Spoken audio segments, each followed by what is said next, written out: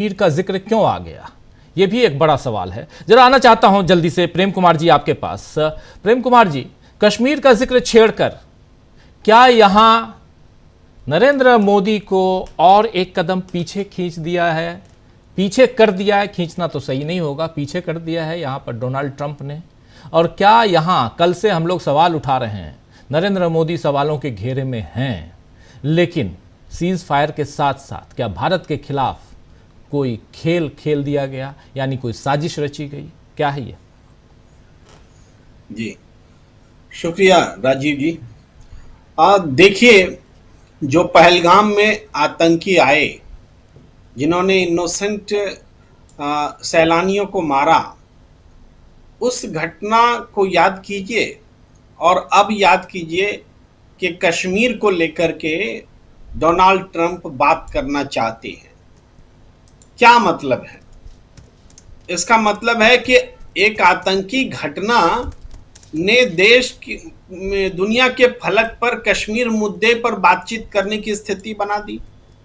तब तो ये आतंकी हमला और होगा कि एक आतंकी हमला किया तो उसकी परिणति कश्मीर पर बातचीत के रूप में होगी, तो इसका मतलब आतंकी हमले और होंगे। ये आतंकवाद खत्म करना नहीं है, आतंकवाद को न्योता देना है, उसको पालना है, आतंकियों को न्योता देना है। ये बात मैं कहना चाहता हूं कि ये तो आतंकी का मंसूबा पूरा हो रहा है। वो चाहते थे कि ये मामला इंटरनेशनलाइज हो, वो चाहते थे कि कश्मीर के मुद्दे पर बात हो, वो चाहते थे कि भारत पाकिस्तान के बीच कोई अमेरिका आए, कोई यूएन आए, कोई तीसरा देश आए। इसीलिए तो पाकिस्तान यूएन की सिक्योरिटी काउंसिल में बैठक की मांग कर रहा था और बैठक हुई। तो हम क्या कर रहे हैं? बीते कुछ घंटों की घटनाओं को देखें और इस पृष्ठभूमि में देखें कि प्रधानमंत्री नरेंद्र मोदी जी नहीं आ रहे हैं देश को संबोधित करने, ट्वीट नहीं कर रहे हैं पूरे ऑपरेशन सिंदूर पर, सीज फायर पर। इस पृष्ठभूमि में देखिए तो क्या हो रहा है। हमारे सैनिक आकर के बता रहे हैं कि हमारे तो 5 सैनिक मरे, हमने उनके 35 से 40 मारे। वो हेडलाइंस बना रहे हैं और ये कहेंगे कि सेना की रिपोर्टिंग है। इस पर सवाल मत उठाइए, सवाल उन आंकड़ों पर नहीं उठेंगे, सवाल आपकी नीयत पर उठ रहे हैं कि तुम सेना को बुला के हेडलाइंस बनवा रहे हो और 1-2 दिन बाद चुनाव की सभा में आओगे और उसके बाद वहां से इन्हीं सेना के बयानों को सामने रख करके कहोगे कि हमारे 5 मरे, हम तुम्हारे 35 मारे। ये क्या संख्या की लड़ाई हो रही? जो इसी दौरान जो ट्वीट्स आ रहे हैं नरेंद्र मोदी और बीजेपी और उनके समर्थकों के, उन ट्वीट्स को देखिए। वो लोग क्या कह रहे हैं? वो लोग कह रहे हैं कि देखिए उन फोटो को, जो पहले दिन ऑपरेशन सिंदूर हुआ, हमने कितना खतरनाक तरीके से मारा। इसमें कोई संदेह नहीं कि पहले दिन ऑपरेशन सिंदूर हुआ, बहुत जबरदस्त अचीवमेंट हमने हासिल की। लेकिन क्या उस अचीवमेंट्स की परिणति यही होगी कि डोनाल्ड ट्रंप सीज फायर कराएगा, कि डोनाल्ड ट्रंप कश्मीर पर बात करेगा? हमारे सेना के शौर्य को मत बेचो, सेना के शौर्य के पीछे मत छिपो। मैं आपको अभी मतलब एक ट्वीट है डॉक्टर निशिकांत दुबे का, बहुत चर्चित नेता है, बीजेपी के नरेंद्र मोदी जी के समर्थक हैं, एक करीबी हैं, बल्कि समर्थक तो रहेंगे, बहुत करीबी हैं। कह रहे हैं, 3 लाइन का उनका ट्वीट है, संसद का सत्र बुलाइए, सभी विपक्षी सरकार को गाली दीजिए, पाकिस्तान मीडिया में भारतीय सेना की किरकिरी करवाइए और आतंकवादी पाकिस्तान को अंतर्राष्ट्रीय मंच पर भारत के खिलाफ जहर उगलने का मसाला दीजिए। राजनीति करनी है, देश भाड़ में जाए। ये कौन कह रहे हैं? डॉक्टर निशिकांत दुबे। अरे पाकिस्तान के संसद में जो अपोजिशन पाकिस्तान के प्रधानमंत्री का मजाक उड़ा रहा था, तो उनके टुकड़ों को बाइट्स को उठा करके हिंदुस्तान में जब मजाक उड़ाया जा रहा था तब आपको नहीं दिख रहा था। तो लेकिन वो पाकिस्तान ने उसको कमजोरी नहीं बताया। एक लोकतांत्रिक देश जो नहीं हमारे मुकाबले कहीं नहीं ठहरता, उसने संसद को खोल कर रखा, आलोचनाओं को स्वीकार किया और उन आलोचनाओं को भारतीय मीडिया का श्रृंगार बनने दिया। अब जो भी कथित अपमान होता है उस अपमान को झेला, और आज जब युद्ध खत्म हो गया है या सीज फायर हो गया है तो पाकिस्तान का जो प्रधानमंत्री है शान के साथ में देश और दुनिया को संबोधित कर रहा है। हमारी भी बाइट ले जाओ ना, पाकिस्तान चलाए, हम तो बोल रहे हैं, तो क्या ये बात बोली नहीं जानी चाहिए? क्या हमारे देश का प्रधानमंत्री देश को संबोधित नहीं करेगा?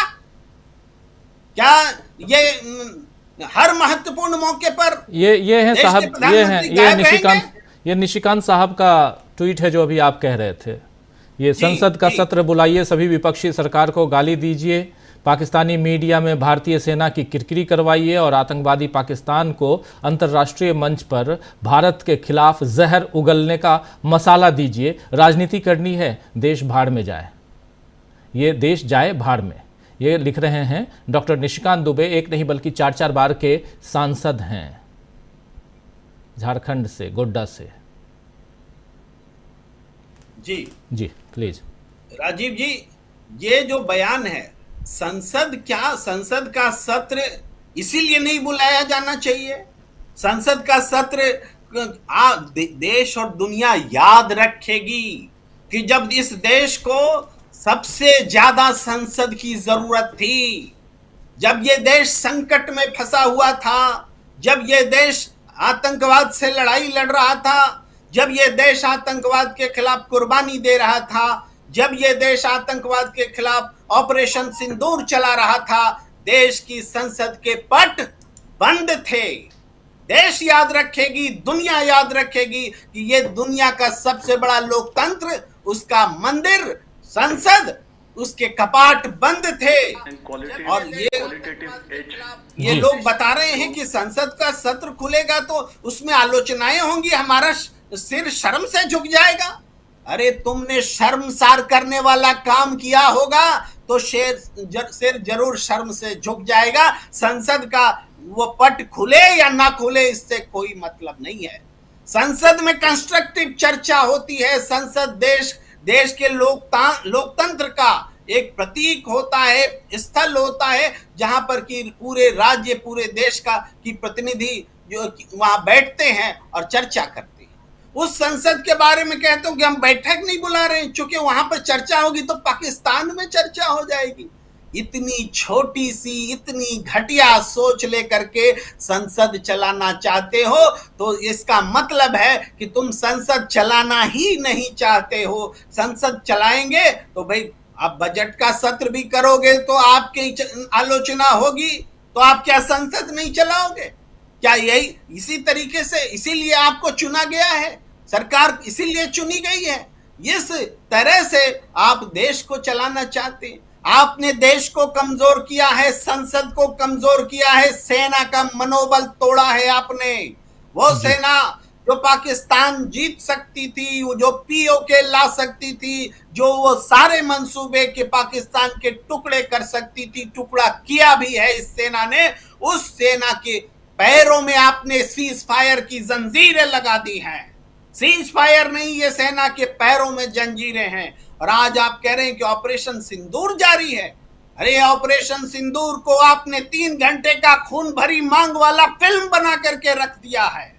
खून भरी मांग वाला फिल्म बना करके रख दिया है। ये ऑपरेशन सिंदूर के मंसूबे को सिंदूर का अपमान कर डाला है आपने, भारतीय संस्कृति का अपमान कर डाला है आपने, भारत की माताओं का अपमान कर डाला है, भारत की महिलाओं का अपमान कर डाला है, जिनके माथे से सिंदूर पोंछ दिया गया, जिनके हस्बैंड ने कुर्बानियां दी, उनके खिलाफ आपने काम किया है। ये बात आपको समझनी होगी। और अगर आपने गलती की है तो देश के सामने आकर के माफी मांगिए। क्या हमसे गलती हुई है? हम तीसरे पक्ष की मध्यस्थता नहीं लेंगे। ये जो डोनाल्ड ट्रंप बोल रहा है उसको हम स्वीकार नहीं करेंगे। और सीज फायर जो हुआ है वो हमारी गलती है। सीज फायर गलती है क्योंकि इस लड़ाई का मकसद पूरा नहीं हुआ था।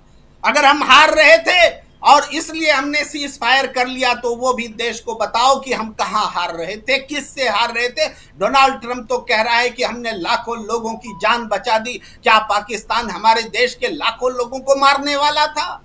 क्या पाकिस्तान हमारे देश के लाखों लोगों को मारने वाला था कि हमने बच करके सीज फायर को स्वीकार कर लिया? ये देश को बताना पड़ेगा। क्या सेना के पराक्रम पर आपको भरोसा नहीं था? क्या भारतीय जनता ने जिस तरह से आपको समर्थन दिया, अपोजिशन ने जिस तरह से आपको समर्थन दिया, उस समर्थन की मजबूती पर आपको भरोसा नहीं था? आखिर क्या कमी रह गई थी? क्या कमी रह गई थी कि 56 इंच का सीना दिखा नहीं सके? ये सवाल पूछती रहेगी आने वाली पीढ़ियां, हमेशा पूछती रहेगी। ये सीज फायर देश के पूरे एक तरह से सम्मान पर बट्टा लगा है और आने वाले समय में कूटनीतिक स्तर पर अगर इसी तरीके से चला जाएगा तो फिर निश्चित रूप से आज लोग जिस तरह से इंदिरा गांधी को याद कर रहे हैं, जिस तरह से पुराने युद्ध को याद कर रहे हैं, युद्ध के नतीजों को याद करें। पाकिस्तान हमारे सामने कभी टिकता ही नहीं था, वो तो कुछ दिन की लड़ाई में नेस्तनाबूद हो जाया करता था। आज हमारे इलाके में ड्रोन पर ड्रोन छोड़ता चला गया। पाकिस्तान का जो एरिया है उस एरिया से ज्यादा बड़ा एरिया में पाकिस्तान ने हिंदुस्तान के इलाकों में ड्रोन्स छोड़े हैं, जम्मू कश्मीर से लेके गुजरात तक में।